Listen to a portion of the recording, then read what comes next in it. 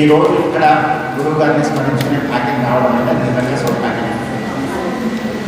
నేను కీర్తిశేషుడు పివికే పుణ్యేశ్వరరావు గారి శిష్యుడిని. అయితే మా గురువు గారికి కీర్తి పద్ధతిని నేర్పిన గురువు గారు పివిఎన్ శర్మ గారు. ఆ విధంగా మా క్లాసు జరిగేటప్పుడు అనేక సందర్భాల్లో గురువు గారిని మా దగ్గర తీసుకొచ్చి వారి ద్వారా వాళ్ళతో ఉపన్యాసాలు ఇచ్చారు. మిగిలినటువంటి టూరిస్ట్ సభలు ఎక్కడైతే జరుగుతున్నాయో అంతా కూడా మాకు పివిఎన్ శర్మ గారి మార్గదర్శనం దొరుకుతూ ఉంటుంది. వీరందరూ అంటే గురువుల ప్రోత్సాహం వల్ల యూనివర్సల్ కాలేజ్ ఆఫ్ ఆస్ట్రాలజీలో నేను విద్యార్థిగా 3 సంవత్సరాలు అయిన తర్వాత అక్కడే 37 సంవత్సరాలు జ్యోతిష్యం నేర్పేటువంటి బాధ్యత కూడా నాకు గురువులు ప్రసాదించారు. అంతేకాదు 2004లో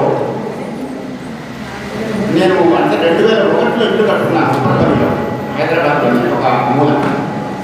సిక్కడపల్లిలో మా యూనివర్సిటీ కాలేజ్ ఉండేది, రావడం పోవడం ఇబ్బందిగా ఉండేది. అదృష్టవశాత్తు నా భార్య కూడా మా గురువు గారు పుణ్యేశ్వరరావు గారి శిష్యురాలు. ఇద్దరం కలిసి బండి మీద ఆదివారం వచ్చేవారు. అది చూసి ఒకరోజు మా పుణ్యేశ్వరరావు గారు అన్నారు, ఈ రోజు నుంచి ఆయన పెళ్లి అన్నారు, మీరు క్లాసులు తీసుకోవడానికి రావాల్సిన పని లేదు అన్నారు. అని అంతగా సంతోషపడకండి, మెహందీ పండుగలో క్లాసులు కండక్ట్ చేయాలి అన్నారు.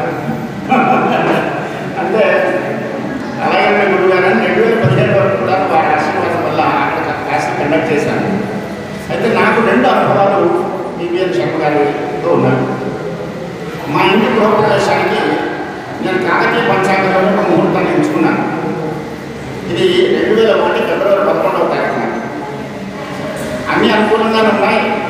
గురువుగారు దీనికి ఏదో శోర పంచకం, ఒక పంచక దోషం ఉన్నదండి, ఏం చేయమంటారు, ఇది కాక వేరే ఏమైనా ఆలోచించమంటారా అని వారిని సంప్రదించాను.